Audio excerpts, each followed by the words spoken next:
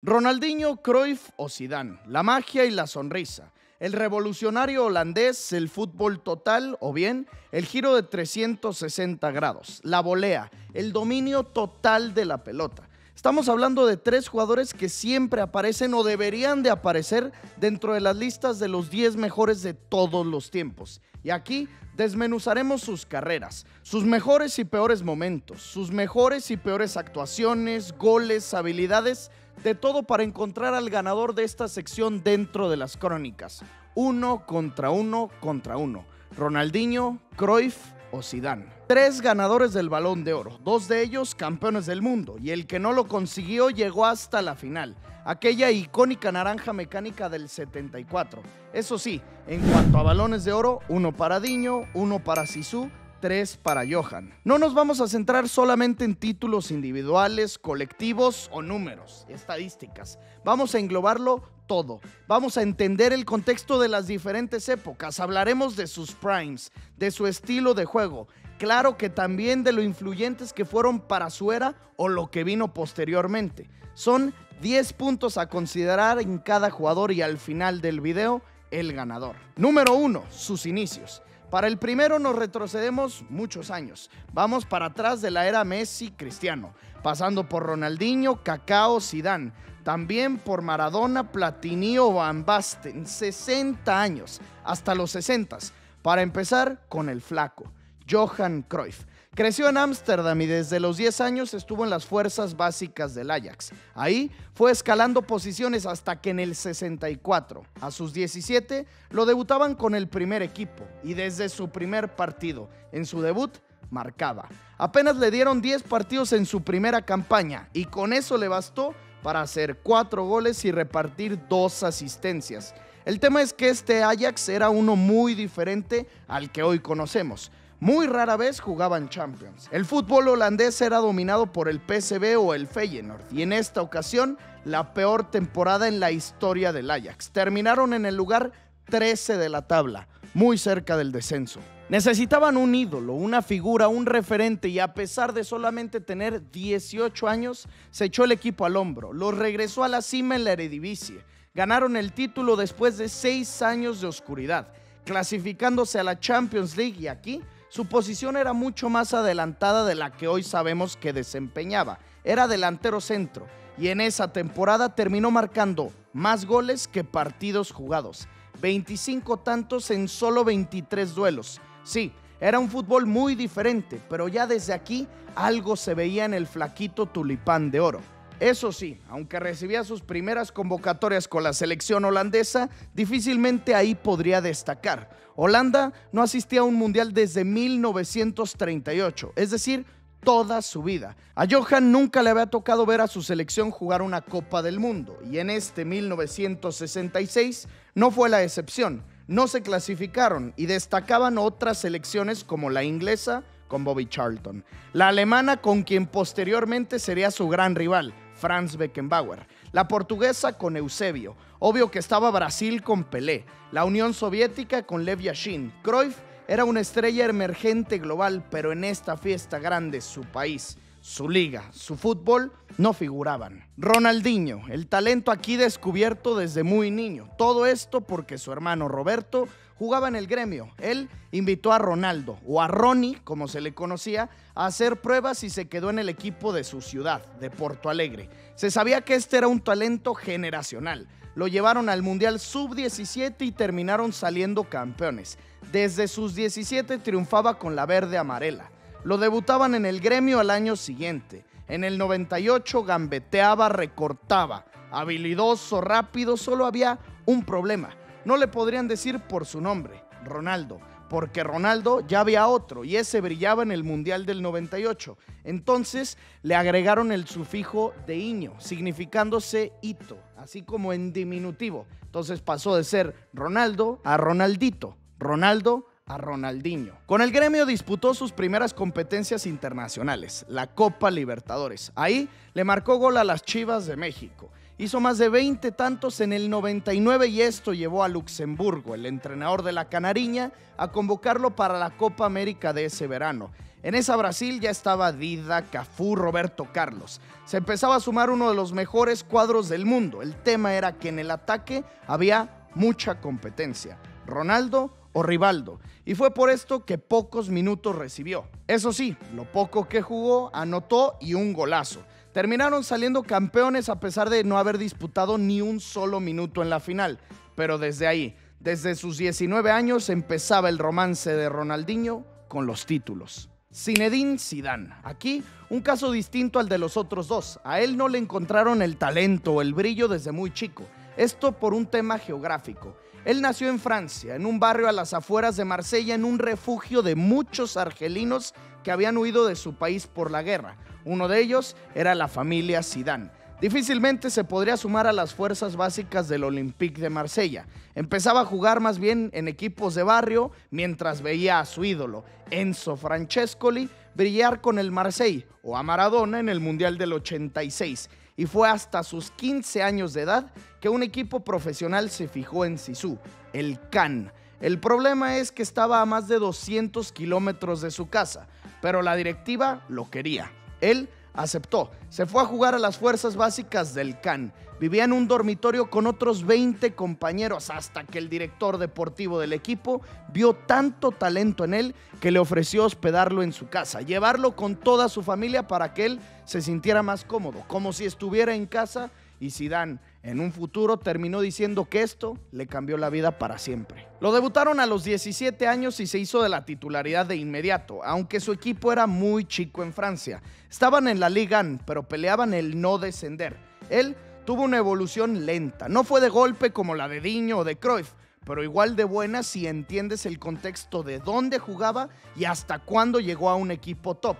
A pesar de todo, con el Can y su historia, los comandó a hacer una de sus mejores campañas en toda su existencia. Quedaron cuartos de la tabla y se clasificaron por primera vez a la Europa League. En el 92, a sus 20 años, fue traspasado por 7 millones de euros al Girondins de Bordeaux, una cifra altísima para lo que se manejaba en ese entonces en Francia. Ahí fue donde empezaron los goles, los dribles, la clase, el jugador estrella, pero en la selección no era considerado.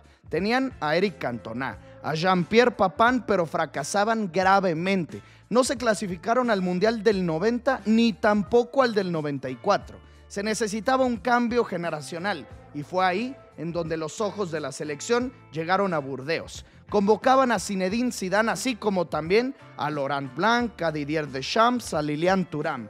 Rejuvenecían a la selección Blue y Zizou, a pesar de no estar en el gran club, hacía cosas de grande. Los llevó hasta la final de la Europa League. Perdieron con el Bayern Múnich, pero es que estaba Oliver Kahn, Jürgen Klinsmann, Lothar Matthäus y de su lado del Bordeaux, Zidane y 10 más. Se sabía que mucho tiempo no aguantaría ahí. Punto número 2. Primeros años de selección, empezando por Ronaldinho.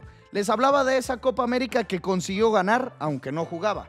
Pues en ese mismo verano, en 1999, la Canariña llevó un cuadro B a la Copa Confederaciones. Jugaron en México y Diño tuvo un desempeño brutal. Marcó gol en todos los partidos, en todos menos uno. En la final ante México, ahí perdieron. Se llevaron la medalla de plata. Eso sí, lo más destacado no solo fueron sus goles, su juego, su velocidad, su agilidad. Terminó condecorado como el mejor jugador de esa Copa Confederaciones.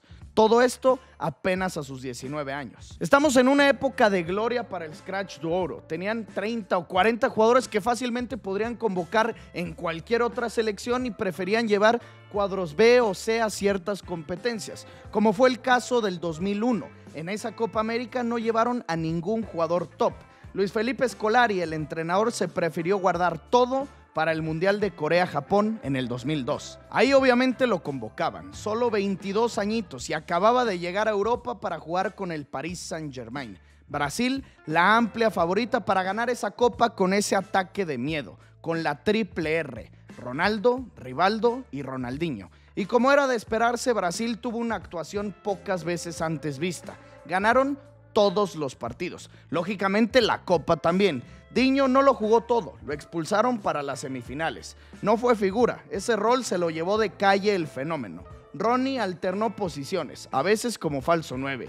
como extremo por izquierda, como medio atacante, donde le pusieran. Hizo un gol inolvidable ante Inglaterra en los cuartos de final, y aunque desde este momento ya parecía y era estrella, su prime aún estaba lejano a llegar. Zinedine Zidane, convocado por primera vez en 1994, a sus 22, pues sus inicios no son comparables a los de la selección del brasileiro. Su selección estaba en crisis y esto lo impedía jugar la Copa del Mundo en ese año. Se tuvo que esperar hasta la Eurocopa del 96, en donde ahora sí Francia empezaba a tomar forma. Lilian Thuram, Djorkaeff, Deschamps, Laurent Blanc, Marcel Desailly, Karen Bo y el número 10, Zinedine Zidane. Y para este entonces ya dirigidos por el que los haría campeones del mundo, Aimé Jacquet. Pues en esta Euro avanzaron de grupos sin problema. Zidane, insisto, como la figura, para los cuartos de final ante Holanda, 0-0. Se fueron a los penales. Zizou cobraba el primero, lo marcó y avanzaron a las semifinales, en donde se medían a la sorpresa, a República Checa. 0-0 en el partido. A penales nuevamente. Nuevamente Zidane con el primer cobro acertaba. Y ahora los 11 pasos no le favorecieron a los galos. Cayeron en semifinales a manos de los checos. Zinedine alcanzaba un gran nivel, mejoraba y mucho Francia, pero los fracasos no paraban. Ahora a esperar 2 años más para tener su primer Copa del Mundo. Y a esa no había forma que perdieran las eliminatorias, porque eran los locales, clasificados directos. Francia tendría altas exigencias al ser anfitriones y muchísima presión, ya que tenían desde 1986 sin jugar una Copa del Mundo, y mucha de esa presión recaería en el número 10. Y de Johan Cruyff es difícil de hablar de sus inicios con Holanda. Es un caso muy parecido al del francés. Mejoraba el fútbol de su país, mejoraba el Ajax. Él recibía sus primeras nominaciones dentro de los 30 mejores del mundo para el Balón de Oro, pero tenían desde 1938 sin ir a un mundial. Al del 66 no le tocaba porque era muy joven. Al del 70 sí, en México. Fracasaron en el intento, no fueron. La Euro era una especie de Final Four. Había rondas clasificatorias y al torneo solo llegaban los mejores 4. Pues al 68 no se clasificaron y al 72 tampoco. Su arranque en selección tormentoso. Más de 6 años vistiendo la camiseta naranja y sin poder jugar ni una sola competencia internacional. Punto número 4, equipo top. Por así decirlo, su salto a un equipo grande, en donde empezaban los títulos. En el caso de Cruyff, ese salto no existió, pero esto no significa que esté mal. Al contrario, lo que Johan hizo fue convertir al Ajax en un equipo top. Ya eran los más grandes de Holanda, pero a nivel continental, en Champions, no existían en lo absoluto. Los reyes, el Real Madrid. Ganaba el Benfica, el Inter, el Manchester United de George Best o hasta el Celtic. Y de pronto empezaba a sonar en toda Europa el nivel del Flaco de Ámsterdam. Premios y goles por doquier. En la temporada 67, 41 goles. A la siguiente, 34. A la siguiente, 34. A la siguiente, 33. Tricampeones de la Eredivisie. Goleador de la Eredivisie, goleador de la Copa de Holanda. Rinus Michels los dirigía y empezaban a practicar un fútbol nunca antes visto. El fútbol total, en donde Johan tomaba el rol principal. La presión alta, tomar todos posiciones diferentes. Cruyff, el delantero, a veces como contención, tomando la pelota desde atrás, participando en cualquier lugar del campo. Esto desequilibraba a los rivales, era algo indescifrable y es aquí donde convierte a su Ajax en un equipo top. En 1971 Rinus Michels le ajustaba la posición bajándolo como mediocampista y con él controlando todo el juego. Con su número 14 en la espalda ganaron su primera Champions League. Al año siguiente llegaron nuevamente a la final, enfrentándose al Milan y con 2 tantos de Johan, bicampeones de Champions League. Un año más tarde, de vuelta a la final y ahora ante la Juventus. Y aquí el título una vez más. Tricampeones de la UEFA Champions League. El Ajax en ese momento se convertía solo por detrás del Real Madrid como el equipo con más orejonas de toda Europa. Ronaldinho, de Brasil, emigró a Europa para jugar 2 años en el PSG, en donde la realidad es que no destacó. Y equipo top, este no es, o bueno, no era. En esos entonces el PSG era el equipo chico de una ciudad muy grande. Tuvo ciertos conflictos con su entrenador, todo provocado por su indisciplina. por su falta de compromiso, por las fiestas, por la vida nocturna en París, pero era Ronaldinho. Cuando jugaba, hacía magia, y su actuación en el Mundial de Corea y Japón hacían que las ganas de ficharlo fueran generales. Todos lo querían. El Arsenal estuvo a punto de llevárselo, pero fue Laporta quien ganó la partida. El Barcelona, por 32 millones de euros, se hizo de la sonrisa del fútbol. Este sí era un equipo top, pero con una realidad cero top. Desde la salida de Figo quedaron mermados. Los galácticos ya estaban formados y consolidados. El Real Madrid había ganado la Champions. La Liga, todos menos los culés. El Madrid, el Valencia o hasta el Depor. Hartos los socios blaugranas cambiaron de presidente. Llegó Joan Laporta prometiendo un cambio drástico en la plantilla y así fue.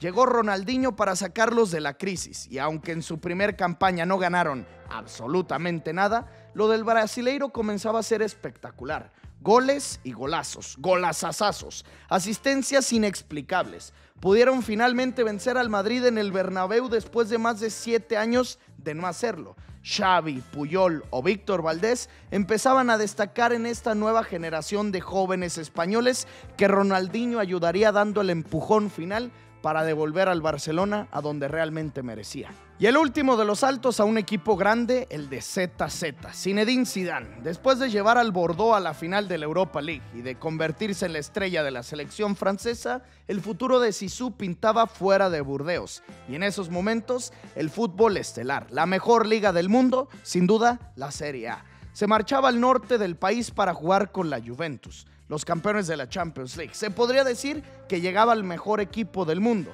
y le entregaban su mítico número 21 con los bianconeri. Ahí formó una dupla tremenda, un socio entrañable, Alessandro Del Piero. Zidane se dedicó a repartirle balones a Pinturicchio, resguardado detrás de él por Antonio Conte y su compatriota Didier Deschamps. Ganó el Scudetto de la Serie A, la Supercopa de Europa, el Mundial de Clubes, la Supercopa Italiana, todo esto en su primer temporada. Llegaron una vez más a la final de la Champions en busca del bicampeonato, pero fallaron en el intento.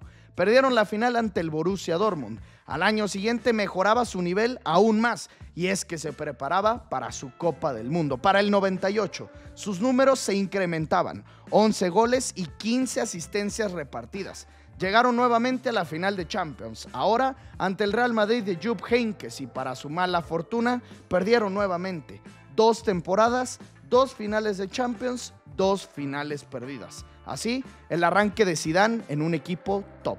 Y ahora sí, punto número 5, Prime. El Prime de cada uno, empezando por el que recién hablábamos, Zizou. Su Prime se anticipaba. En el 97 terminó tercer lugar del Balón de Oro, pero su Prime, su mejor momento arrancó el día de su debut en Copa del Mundo. Su primer participación en esta competición le llegaba a los 26 años, a la edad en la que uno de sus grandes ídolos, el Diego, ganó en México, en el 86. Le ganaron a Sudáfrica en su debut, él contribuyendo con una asistencia. Golearon a Arabia Saudita y terminó expulsado, 2 partidos de suspensión. Francia perdía a su mejor hombre para el tercer partido del grupo y también para los octavos de final. Sin importar eso, los Blues ganaron esos 2 partidos. Trezeguet o Titi Henry hacían que su ausencia no pesara tanto. Para los cuartos de final se medían al catenacho. Duelo parejísimo que terminaba 0-0. Se iban hasta los penales, en donde Francia cobraba primero. El número 10, buscando aventajar y dar confianza, conseguía el primer gol y terminaron avanzando. En las semifinales remontaron a los croatas. Lilian Thuram, el lateral, se despachó un doblete y llevó a la selección local a su primer final en toda su historia. Jugarían en Saint-Denis, en el Stade de France, el título de Copa del Mundo. Ahí tendrían la tremenda competencia con Brasil. Cafú, Roberto Carlos, Rivaldo, Dunga, Ronaldo el Fenómeno y Bebeto. Por plantilla, superiores los sudamericanos. Por localía, favoritos los franceses. Y es aquí la noche de consagración de Zizou. Abría el marcador con un gol de cabeza, aventajaba a la Francia y al poco tiempo, él mismo nuevamente de cabeza hacía su doblete. El 2-0, encaminados a su primera estrella, misma que reafirmó, que confirmó Emmanuel Petit. Él puso el 3-0 y con esto Francia ganó su primer Copa del Mundo, después de ausentarse en el 90 o en el 94, de atravesar una de sus mayores crisis, de la mano de Zinedine Zidane, de su líder, de su mejor hombre, del que marcó un doblete en la final, bordaron la primera estrella por encima del gallo que representa el escudo de Francia. Aquí las revistas, los premios, los galardones, la venta de camisetas, todo recaía en el número 10 o en el número 21 de la Juventus. Se quedó con ellos un par de años más, donde siguió maravillando con sus giros de 360 grados, sus regates, su control de la esférica, sus asistencias. Con Francia jugaron la Eurocopa del 2000, partían como favoritos y terminaron ganando la Copa. Zidane, como el hombre de los momentos importantes, una vez más. Marcó ante España en los cuartos de final. En la semifinal ante Portugal, ante el Balón de Oro Figo, él marcó el gol de oro, el que los llevó a la gran final. Y ahí, nuevamente por gol de oro, ahora de Trezeguet, ZZ junto a esta grandísima generación, le dieron un título más a la Francia. Campeonatos en torneos consecutivos, Mundial y Eurocopa. Llegaba a ser seducido por Florentino Pérez, por 77 millones de euros, por la grandeza del Real Madrid, por el equipo galáctico que pretendía montar. En su mejor momento, abandonó a la Juventus y se convirtió en el fichaje más caro de toda la historia. Su rumbo partía hacia España. Ahí puede ser recordado como su mejor momento, como su prime por el equipo que fue, por lo mediático que es el Real Madrid. Yo tengo mis dudas. Lo que sí me queda claro es que aquí fue donde Zizou se convirtió en estrella global, en un ídolo mundial. En su primer campaña cayó como anillo al dedo y creo que está de más mencionar lo que hizo en aquella final, en Glasgow, ante el Bayer Leverkusen. Si ya les hablaba yo que él era un hombre de momentos importantes, lo que consiguió hacer para el Real Madrid en esta final de Champions es indescriptible. Posiblemente el gol más lindo de todos los tiempos. Esa volea, la volea de Zidane. Muchos metros desprendido el balón en el aire, dejando que caiga, encontrando el momento exacto de impactarla para aparte colgarla en el ángulo. Eso es el prime de Zidane. La elegancia, la clase, aparecer cuando más se le necesita. El prime de Zidane puede ser que haya durado mucho más, porque aún hay cosas que contar del 2006, pero su momento cumbre iría del 98 al 2002. Johan Cruyff, su prime ya se estaba cocinando, o es más, ya se había cocinado desde ese tricampeonato de Champions con el Ajax. Ahí ya viene incluido Balón de Oro, pero ese es un punto que viene a continuación. Pero su verdadero prime llegó en 1973. Dejó Ámsterdam, por primera vez dejó su país para mudarse a Barcelona. Un costo aproximado de 2 millones de euros. Y esos dos fueron suficientes para convertirse en el más caro del mundo. Se fue junto con su mejor dupla, su entrenador Rinus Michels. Hizo 24 goles en su primer campaña. Ganaron la liga después de 15 años de sequía. Le ganaron al Real Madrid en el Bernabéu 5-0 y así llegaba el verano del 74, en donde finalmente viviría la experiencia de una Copa del Mundo, en Alemania, y obviamente con la Mannschaft como la favorita. Pero es aquí donde viene la participación icónica de Cruyff, en donde la naranja mecánica se dio a conocer a todo el mundo, donde formalmente se inauguró el fútbol total. Cruyff, Niskens y su maestro, su estratega Rinus Michels, destrozaron a muchos rivales. A la Argentina 4-0 con 2 de Johan. A Brasil con otro más de Johan. Llegaron hasta la final en donde ahí Alemania les puso un freno. Su eterno rival Franz Beckenbauer le dijo que no, lo mismo que el torpedo Müller. Pero no obstante, al quedar como segundo lugar, la actuación individual de Johan siempre quedará grabada en letras doradas de las Copas del Mundo. Te hablan de Messi en Qatar, de Ronaldo en Corea-Japón, de Pelé en el 70, Maradona en el 86, todos ellos ganadores. Y también siempre se habla de Cruyff y la naranja mecánica en el 74, sin importar su segundo lugar. El prime del Tulipán de Oro va mucho más allá de lo que yo les pueda contar, de los títulos, de los récords, de los goles, de las asistencias. Los números no importaban tanto como importan ahora y mucho menos a él. Estaba en un Barcelona no acostumbrado a ganar, en una selección que estuvo desde el 38 y hasta el 74 sin jugar a un mundial. ¿Cuántos años duró su prime? Difícil de contestar. Siempre que jugó, revolucionó. Son goles inexplicables, son movimientos dentro del campo que nadie había visto antes. La soltura, el liderazgo, un auténtico antes y después de este deporte viene con este hombre. Ronaldinho Prime es un hito, un tema constante de conversación. Todos lo sabemos, todos lo hablamos. El problema es la duración, lo poco que estuvo en ese nivel. chilenas, elásticas, vuelta al mundo, goles de fuera del área, aplausos en el Bernabéu, ligas con el Barcelona, Champions con el Barcelona, Copa Confederaciones con Brasil. Sí, fiestas, indisciplinas, pero auténtica magia. El mejor talento del mundo, el que boquiabierto dejaba a todos. Goleador, asistidor, extremo, mediocampista, líder, a veces capitán. Ronaldinho lo ganó todo. Ya venía de años triunfantes con su selección. Ya tenía la Copa América y el Mundial. Pues en esta era prime ganó la Copa Confederaciones, la Liga Española, la Champions, lo conquistó todo. El fútbol tenía un amo y dueño absoluto. No había debate, no había discusión. El mejor del mundo se llamaba Ronaldinho. Y lo mejor de todo, a sus apenas 25 años. Entre sus 24 y 27 alcanzaba su prime, su mejor momento, destinado a superar a Pelé, a Maradona. El problema es que pasado ese 2007, su prime nunca volvió.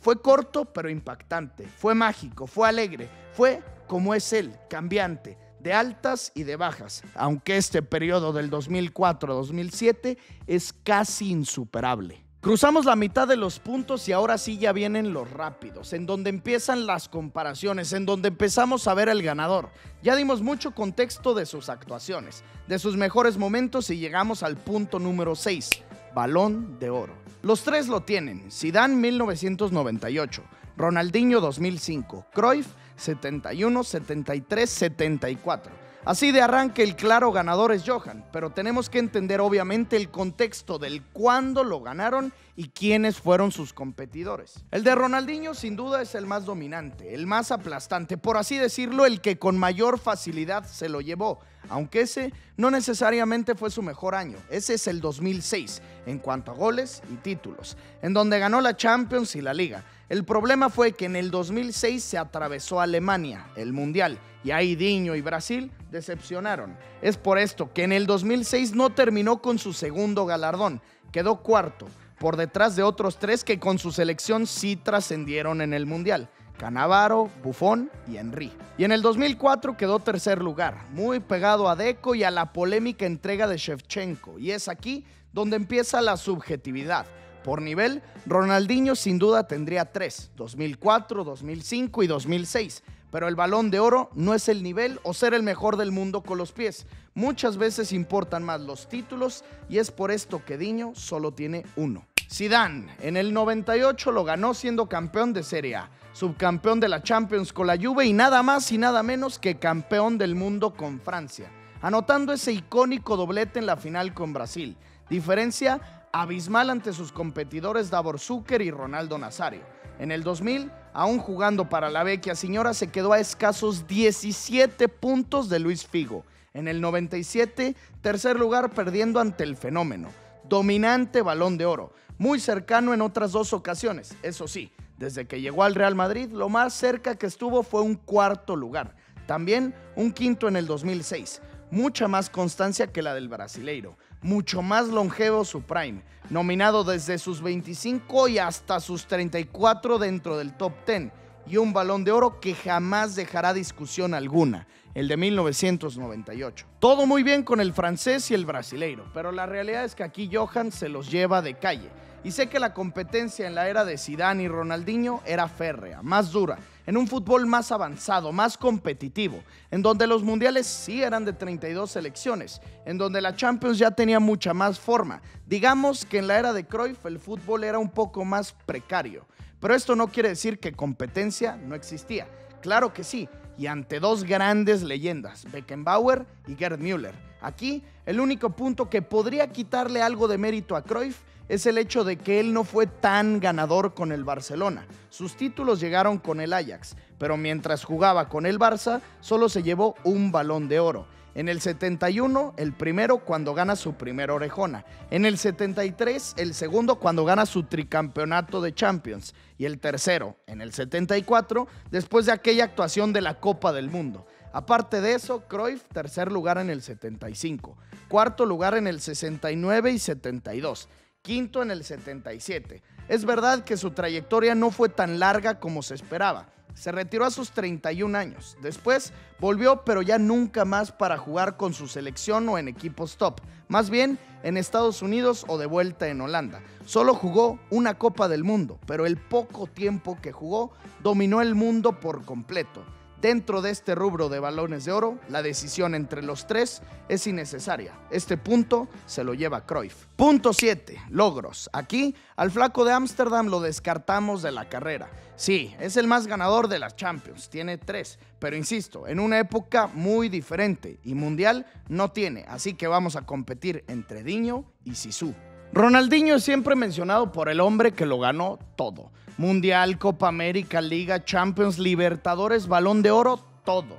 Y de Zidane, yo nunca he escuchado algo similar, pero él también lo ganó todo. Champions, Mundial, Eurocopa, Balón de Oro, Liga en España, Ligas en Italia. Llegó a otra final de Copa del Mundo en donde también marcó gol en la final. Claro, recordadísima por su imprudencia ante Materazzi, pero de que marcó, marcó. Llegó a 2 finales de Champions más, esas con la Juventus, y una que para mí tiene mucho mérito, la final de Europa League con el Burdeos. Por títulos, sin duda, me voy con el francés Zinedine Zidane. Punto 8. Estadísticas o récords. A ver, difícil de entregar un ganador porque tenemos que entender las diferentes posiciones que desempeñaban, los años en los que jugaban, etc.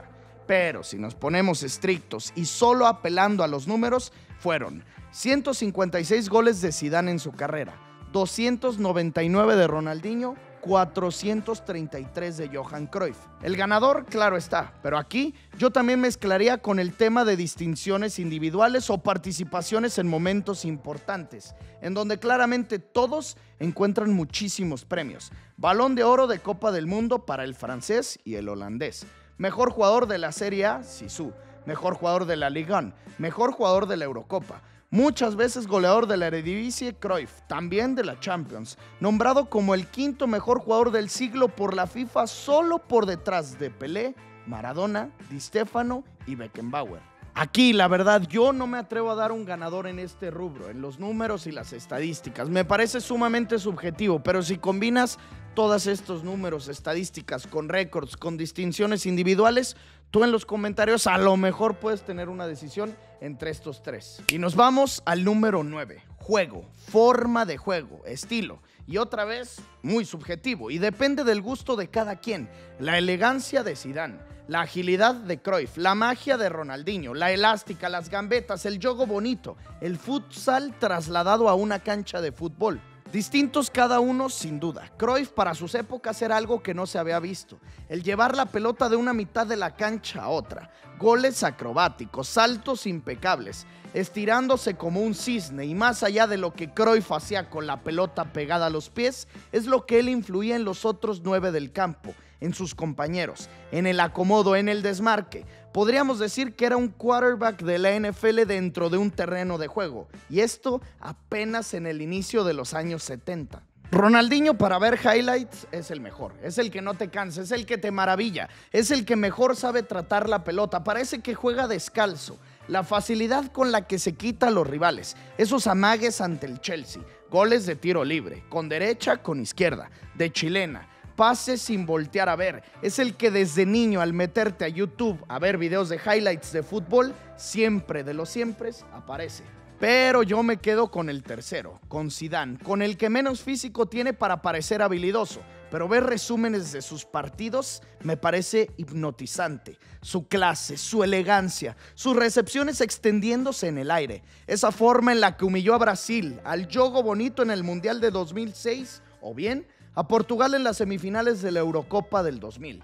Me parece que en el fútbol actual quien encajaría con mayor facilidad de estos 3 es Zinedine Zidane, porque no es un 10, es un mediocampista con espíritu de todo, de 6, de 8, de 10. Tiene cosas de todos, del que da el control, el tiempo del juego, del que pone el último pase al delantero, pero también el que te puede hacer goles, y de la forma que tú me digas. Insisto, con la clase, con la elegancia de Zizou, pero es que eso es el hombre al que cuando recibe la pelota lo volteas a ver, porque no sabes cuál es el siguiente movimiento que va a hacer.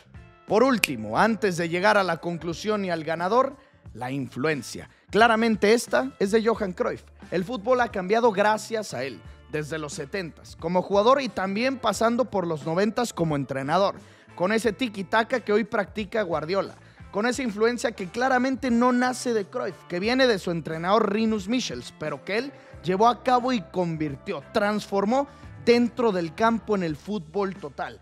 En un deporte que antes era de los delanteros y nada más, lo pasó a ser un deporte de ajedrez, de estrategia, de analizar al rival, de recuperar en ataque, de salir jugando desde atrás, de no necesariamente enfocar en el mejor futbolista al 9, al punta. El fútbol que hoy vemos nunca se entendería si no fuera por Johan. Aunque también a Zidane le tengo que dar muchísimo crédito. Hoy el fútbol que juega Pedri me recuerda a muchas cosas de Zizou, y no a los highlights, a los TikToks, a los pases profundos de Pedri o sus recepciones dirigidas, sus controles orientados. Me recuerda porque Pedri juega de todo.